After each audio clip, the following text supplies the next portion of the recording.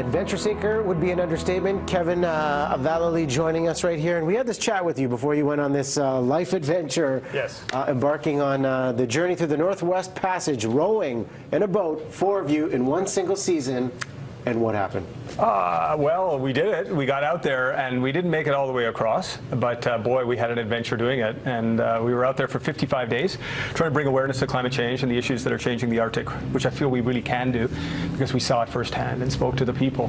But I tell you, it was full on, as all adventures are, right? You don't know what you're getting yourself into. And no one had done this before, so we kind of thought we knew what we were doing. Yeah. And we did to some degree. In other ways, it was crazy. It was pretty full on, and it was an amazing experience. So there's the boat, 25 feet. This is close quarters for 4 gentlemen to be close together for 55 days. How would the system work when you were rowing?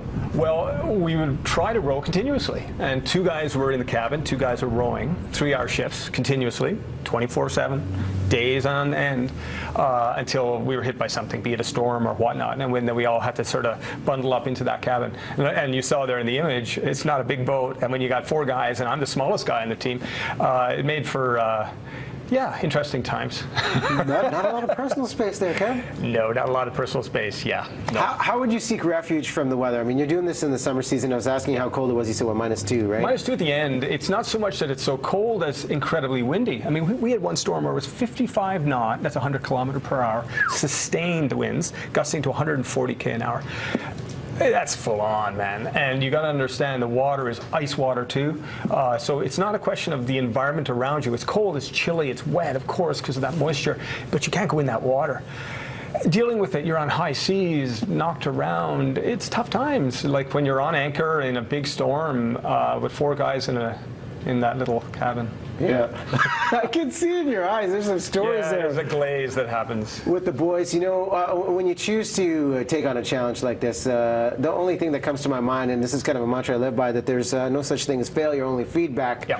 And when you look at the adventure, you made it halfway, 55 days. Your priority was to create a discussion about climate change. Yeah. What did you learn about yourself, and what do you think was the ultimate result from taking on this ordeal? Well, seeing what's happening up there. And, you know, you hear all this rhetoric, and we became really a lightning rod for the anti-climate change people. And it's like, oh, you failed, therefore climate change doesn't exist. And it's absurd. We're in a 25-foot rowboat in one of the most hostile seas in the world. Of course, things happen.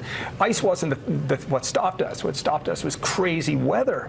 And we spoke to the people up there. And there was one elder, Jimmy, in Cambridge Bay. And we were debating about when the ice left Cambridge Bay. You know, it's June, July, August. And I said, Jimmy, when you were young, when did the ice leave Cambridge Bay? And he laughed. He said, Kevin, when I was young, the ice never left Cambridge Bay. Yeah. It's just not a question of if it's happening. You speak to the people up there, they tell you how profound it's happening. We don't know. They see it. And that's what we wanted to see, and I think we did. Will you try this again? No, I will not try this again. You know, to be honest with you, I don't know if the way we were doing it was exactly the right way to do it. I don't know what way is, because it hasn't been done. Hence, it's the last first. It's still out there to be done, one of the last first to do. But no, but I think I really saw, and I love the Arctic. I've been there before, and we'll likely go again. But in an ocean rowing boat, probably not. With the 4 guys in close quarters too, yeah, right? Good guys, everyone. We got along great, and Paul and Dennis now are currently driving our boat back from Hay River. Oh, right, you left that on them. Yeah, they're driving it back because we're going to have the boat here in Vancouver for our show, and the idea was to drive this thing all the way down. So they're there, and actually right now they're probably in Grand Prairie or something like that, caught in a snowstorm by the sounds of it. Yeah, and you're in these warm surroundings. Yes, I had it pretty easy this time, being the old guy on the team. Tough gig, got to handle the media tour, but you're going to share the experience and the stories. An important event coming up, yes? That's right, yes. Tuesday, November 26th, we're doing a show at the Centennial Theatre in North Vancouver, and we really hope people can come out, and I think it's going to be a great show, and we can really share our stories, and you know, video, you name it, the whole bit, and everyone can get a real sense of what happened out there. Will be an enlightening discussion, I'm sure. Contest at btvancouver.ca. We'll do a ticket giveaway too. Awesome. If you want to check out their stories, see the photos, see the video. Subject line, Arctic. Kevin, good to see you.